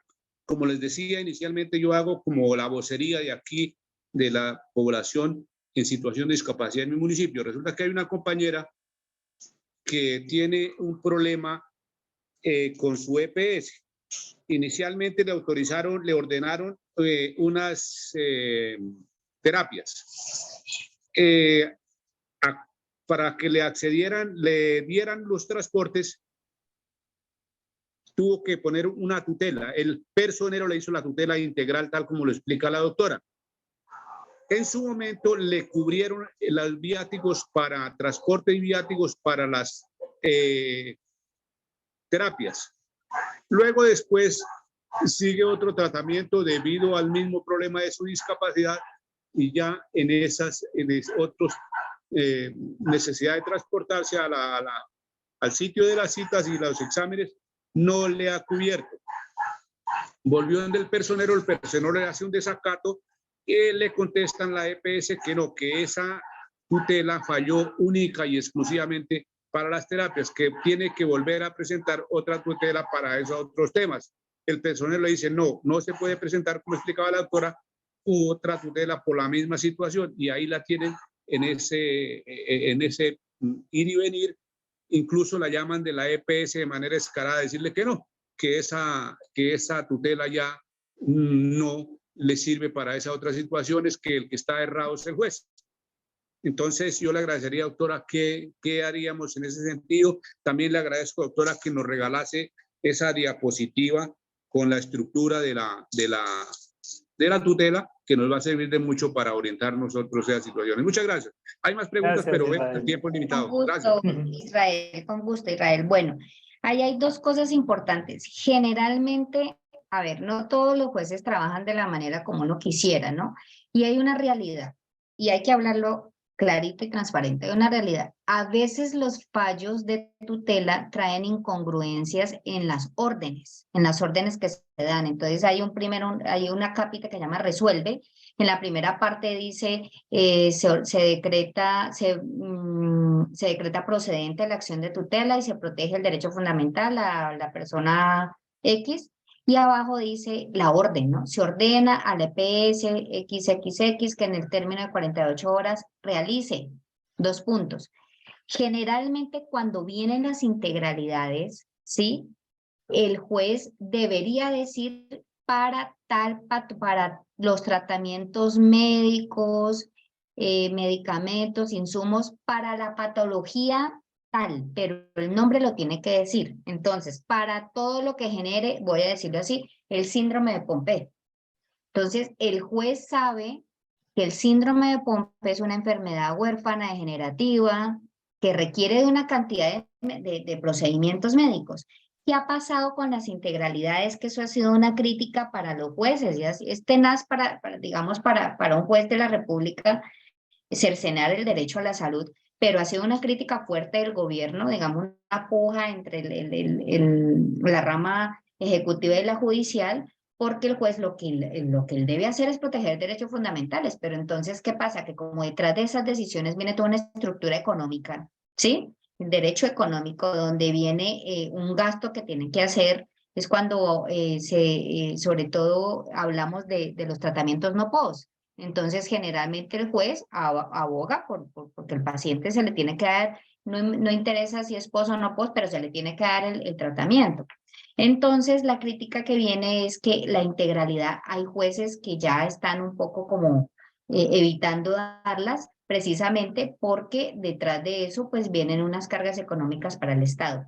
Pero no es, o sea, no es, digamos, no está bien hacerlo, no está bien hacerlo porque finalmente el juez de tutela lo único que tiene que ver, lo que tiene que abogar es si hubo o no hubo una vulneración de un derecho fundamental. A mí me parece, Israel, que en la acción de tutela tienen que leer muy bien la orden que dio el juez, ¿sí? Para poder ustedes decir que si hay un error judicial, tiene que existir que la terapia tenía que estar ligada a esa patología que ordenó el juez, o sea, el tratamiento o los tratamientos bajo la integralidad del servicio tienen que estar ligada a la patología con la que usted le esbozó en su principio en el escrito de tutela al juez que estaba padeciendo y que necesita la protección frente a eso, porque es que aquí pasa una cosa muy importante decirle a ustedes que son de esta comunidad de enfermedades huérfanas. Estamos hablando de una patología que día a día puede surgir o de un momento a otro puede surgir otra situación médica. Eso es muy importante que lo tengan en cuenta, porque cuando surge una nueva situación médica y ustedes abogaron en el momento en que presentaron la acción de tutela tenían no otra, pero quizá dieron más énfasis a una situación puntual, pues claro, el juez de tutela queda desprovisto de saber que era que después de esta situación podía presentarse otra situación médica. Entonces, allí es donde yo les digo, hay que leer muy bien, don Israel, la orden que dio, que su amiga le preste la tutela para leer muy bien esa orden y con base a eso determinar si definitivamente esa nueva petición que está solicitando la usuaria va cobijada dentro de esa orden de integralidad. Y si no, definitivamente no va, le va a tocar presentar otra acción de tutela. Ahora me va a decir, pero es que el presionero dijo que es que no se podía presentar sobre la misma situación. Pues muy fácil, redáctela diferente, redáctela distinto. Entonces, que se necesitan terapias para puede ser la misma patología, pero terapias tiene que haber una historia clínica o una orden médica donde se diga que la terapia, entiendo yo el caso, que no lo, pues así pues es difícil como asesorarlo, pero que la terapia no es la misma de la que lo ordenaron al principio. Entonces, si es diferente, pues es voce y radique una nueva tutela frente a esas terapias, solo frente a esas terapias y ya no va a abogar por la integralidad, sino frente a esas terapias. Gracias, doctora. Brian, ¿de Facebook tienes algo para la segunda? Hay una pregunta que es con respecto a una enfermedad que si no está en el listado de las En el listado de enfermedades, las enfermedades huérfanas. le comento que el 4 de enero del 2023 se actualiza el listado. Hay una resolución, Ah, sí, hay unas nuevas que entran ahí, que entraron la ahí hasta... 023. Como tal, no la veo, pero sí entró una parecida. Entonces, la invito a En que ese caso, doctora, cuando no está dentro de las listados, pues eso no sé si pertenece a tu rama o eso ya va directamente por la cantidad de pacientes que haya en Colombia, no sé. No, ahí sí desconozco. De todas maneras, como te digo, los jueces en tutela abogan mucho a mantener actualizados frente a las resoluciones que emiten Ministerio de el Salud. Ministerio de Salud y Protección Social, sí, y de acuerdo a ello, pues hay unas directrices que hablan, pues, cuáles son las enfermedades huérfanas, y ello porque, pues, es necesario determinar, por ejemplo, para la exoneración de copagos, para determinar si hay una multiplicidad de tratamientos que requieren una integralidad del servicio. O sea, que eso sí está muy ligado como a las directrices de la superintendencia, no, la superintendencia es vigilante, del ministerio, del ministerio. Del Ministerio de Salud. Pregunta por acá por Zoom, Giselle Mera, porfa, para que le coloques el audio. Giselle, si todavía estás, creo que ya puedes hablar. Sí, señor, buenas noches. Buenas noches, Giselle. Hablo desde Bogotá. Gracias. Tengo una consulta. Tengo un chiquitín con enfermedad huérfana. Tiene síndrome de Alport, pero tengo un inconveniente ahorita con la EPS porque el síndrome de Alport ataca el riñón, los oídos y los ojos. Lo más sencillo es autorizar los laboratorios en la entidad del Hospital de la Misericordia, que es de aquí, es una IPS, pero Capital Salud me lo niega. Yo ya gané una tutela ante ellos, pero en el momento que yo gané la tutela, en ese momento habían quitado las tutelas integrales. Y él en ese momento todavía no tenía enfermedad huérfana. El problema es que ya llevo más de un año solicitándole esos laboratorios y Capital Salud lo único que hace es radique otra vez. ¿Qué me ha tocado a mí? Pagar de mi bolsillo los laboratorios más económicos para poder como solventar lo de la enfermedad huérfana de él. Pero Capital Salud me dijo, definitivamente ya, hace 3-4 días me dijeron, definitivamente no te vamos a mandar los laboratorios a esa IPS, sino al IDIM. Pero les dije yo, el niño tuvo una infección en el Hospital de la Misericordia, que fue esa enfermedad que en Cali atacó a los pacientes con diálisis, que fue la de la Ralstonia Piquet, donde él tiene o tiene que ser tratado solamente en el Hospital de la Misericordia. Y Capital Salud siempre me ha negado el servicio para lo del riñón en esa entidad. Entonces, la verdad, pues no sabría qué hacer porque la verdad ya me he acercado a muchísimos lados para solucionar todo y ellos me dicen, es que usted gana una tutela para el transporte, para las cosas, menos para eso. Exactamente, mira, y eso es lo que estamos hablando frente a los otros casos. Recuerden que las acciones de tutela, cuando, por ejemplo, lo que usted acaba de decir, que lamentablemente eso no fue una época, eso viene siendo como un criterio de los jueces porque hay una presión del legislativo frente a la parte económica de lo que significa ordenar una tutela de manera integral. Entonces, en su caso yo lo veo más sencillo, doña Giselle. Finalmente, ya usted tiene una tutela frente a unos tratamientos y unos sedimentos, pero ahorita usted ya tiene un diagnóstico de enfermedad huérfana, porque cuando usted la presentó no la tenía, ya tiene la posibilidad, primero que es un niño en discapacidad, segundo que es niño, Y tercero, que es una enfermedad huérfana. Entonces, yo de usted presentaría el escrito de la acción de tutela solicitando ya la integralidad, como le digo. Esto no está bien dado que un juez no ordene la integralidad en un servicio cuando se trate de este tipo de patologías. Eso no está bien. O sea, constitucionalmente no está bien visto cuando el juez de tutela está facultado para que proteja derechos fundamentales. Entonces, yo creería que ya es momento que usted presente una nueva tutela y en 10 días me dirá si se la negaron o no, y creería que no se la van a negar. Preséntela, doña Gisette, preséntese la tutela porque ya tiene la patología y ya tiene la posibilidad de solicitar una integralidad en el servicio. Gracias, doctora. Brian, de Facebook, ¿tienes la última de Facebook, por favor? Sí, y también me causa duda. Nos pregunta Francisco sobre el decreto y ley sobre cuidadoras y cuidadores. Algo he escuchado de eso. ¿En qué base de decreto si No, podemos ser? no.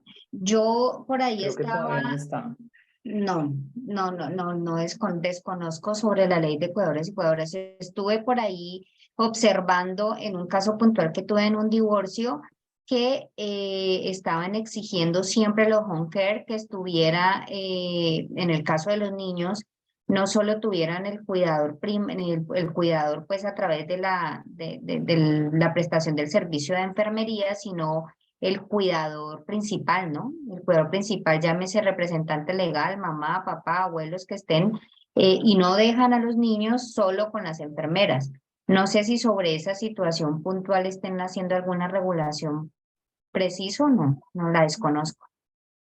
Pues había un proyecto de ley precisamente sobre eso en la Comisión Segunda del Senado. Y tenía entendido que había que hacer un curso. Es que la gran mayoría, incluso en el caso de nuestra paciente Linda Manuela, recuerdo a Jessica Osorio que me comentó que ellos los están entrenando, los entrenan para ser cuidadores. Exactamente. Ahora, pues, de alguna u otra manera, mi opinión sería que si piensan hacer que el papá o la mamá, como cuando momento el caso ahorita lo de usuaria, sea el que se encargue del cuidado de una paciente con algunos, digamos, con gastro, con respiración artificial, y esto me parece un despropósito cuando hay, digamos, la especialidad para ello y las personas que tienen como la experticia serían los enfermeros. Me parece muy tenaz que pongan a las familias en esas dificultades cuando sabemos que la gran mayoría de las casas colombianas que tienen niños con discapacidad, papá y mamá tienen que salir a trabajar. Incluso Claro. uno diría en qué caso se vería en que una mamita se quede también con el niño ahí sin cuidándolo. Uy, son muy pocos, son muy pocos, son muy pocos. Sería un despropósito. Gracias, doctora. La última de Zoom, Giovanna Reyes, por favor. Si Brian me colabora con el audio. Sí, buenas Hola, noches. Giovanna. Buenas noches. Buenas noches, Aló. te No, escuchamos. sí, la escuchamos. Bueno, sí, doctora, de verdad le agradezco a todos los compañeros por haberle invitado. Es muy importante lo que usted está explicando. Agradezco a Dios porque son pocas las personas que nos orientan en esta forma para las personas con discapacidad. Soy presidenta del Consejo de Discapacidad de mi municipio de Campo Alegre. Tengo una niña con síndrome de Down. Colaboro con muchas personas. Ahora un poquito, dos cositas. La ley del cuidador estaba en sanción para la firma del presidente.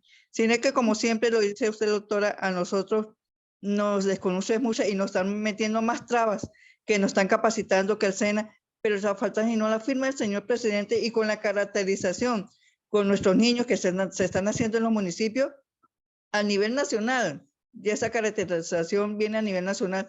Ya con eso basta. Mira que le ponen muchas trabas como los médicos, como todo. Falta no la sanción del señor presidente porque ya pasó por Cámara y Senado. Ahora, segundo, doctora. La pregunta, Giovanna. La segunda es, a mí, yo estoy aquí colaborando con mucha gente, pero me dicen, Giovanna, antes de una tutela tiene que colocar un derecho a petición. Si es cierto o es mentira. Gracias. No le entendí. Que si primero va la tutela, perdón, que si primero va el derecho de petición y después la tutela. No, Estaba jamás. diciendo. En Jamás. salud, no. En salud, no, lo que les explicaba de la subsidiariedad. Cuando hay un derecho fundamental ya vulnerado o que esté en riesgo y esté amenazado, inmediatamente, y sobre todo en salud, con enfermedades huérfanas, con síndromes, va derecho a la tutela. Eso es una traba administrativa. Exactamente, eso no tiene que primero ir una, después la No, otra, no. Usted no. puede inmediatamente hacer la tutela sin ningún problema. Doctora, gracias. siendo ya casi las 9 de la noche, de verdad, qué pena con usted, porque pues se nos No, alargó un estoy poquito, encantada. un pocote el tiempo. De verdad, a todas las personas, a Giovanna que está ahorita, a Camilo, a Jamie, a Mary, a Mariela Gallo, que tienen toda la mano levantada. De verdad, muchas gracias por quedarse hasta acá. Discúlpenos por no poderle contestar todas las preguntas a todos, porque hay más de 60 personas. Entonces, Agradecemos que pueden sí. enviarnos las preguntas al correo comunicaciones@clubpompe.org y desde ahí vamos a tratar de hacérselas Sí. llegar a la doctora María Alejandra para que nos las pueda contestar. Igual ya tienen la página de ella, las redes sociales, no damos teléfonos por acá, vamos a De dejar todas solamente las maneras, redes. realmente en el chat, Fernando, he estado contestándole a la gente el Ay, teléfono. muchas gracias. Yo se los doy. 350-596-6048. Está en redes sociales también. Bueno, en Este es redes el teléfono están. corporativo. Entonces, por ahí se pueden comunicar también. Ok, Por lo favor, podemos. llámenla a horas que pueda ella contestar, por favor, no la Y llamen a las tenemos un 10 de la horario noche, 11. de 8 a 12, pues es un teléfono corporativo, entonces de pronto si hacen una pregunta por ahí el autobox del WhatsApp y la secretaria no les contestará porque ella no va a saber. Entonces, pero sí pueden dejar la duda y cuando yo me pueda sentar con muchísimo gusto se les contestará. A mí, lo mismo a las personas de Facebook que nos acompañaron en toda la charla, de verdad, muchísimas gracias. Habían personas de diferentes ciudades. Por acá tengo el listado que me envió Brian de las personas que se alcanzaron a registrar. Hay personas de Cartagena y de Bucaramanga, las personas de Cali, de Popayán, de Pasto, de Medellín, de Mosquera, Cundinamarca, de Valledupar, de Campo Alegre, de Bogotá. De verdad, muchísimas personas conectadas. De verdad les agradecemos por tomarse este espacio para escuchar a la doctora, por tomarse este espacio para que ustedes conozcan sobre la acción de tutela, que es una herramienta muy importante para todos en el tema de la salud, más sobre todo en este tipo de patologías, de enfermedades raras, de huérfanos, de cualquier tipo de discapacidad, para todos los requerimientos que ustedes necesiten. Muchísimas y muchísimas gracias de verdad a todos. Doctora, palabras por decir para terminar. No, estoy leyendo el chat y realmente estoy conmocionada. No, Eres a un ver, boom, eres tendencia, no, ¿sabías? tan bello. No, más que eso, precisamente ese tema de la empatía a mí me deja como un poco, siempre ha sido como abanderada de que uno tiene para ser persona que entender también y ponerse en los zapatos del otro. Y creo que este tema de la acción de tutela es un tema supremamente importante, que los invito a que hagan uso de ella. Yo sé que hay muchas trabas y yo fui juez de la República 12 años y creo que en acciones de tutela yo trataba de ser lo más humana posible y ponerme al frente de mi usuario para poder realizar un buen trabajo.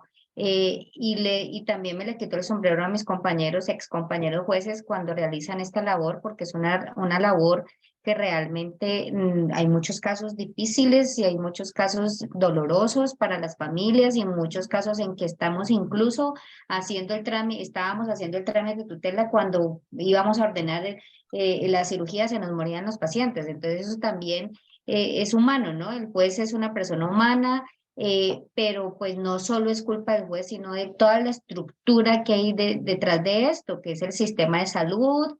Esperemos que de verdad haya una posibilidad de que cambie esto y que realmente, pues ojalá sí sea cierto que va a cambiar toda esta situación. A todos, muchísimas gracias por haberme prestado atención.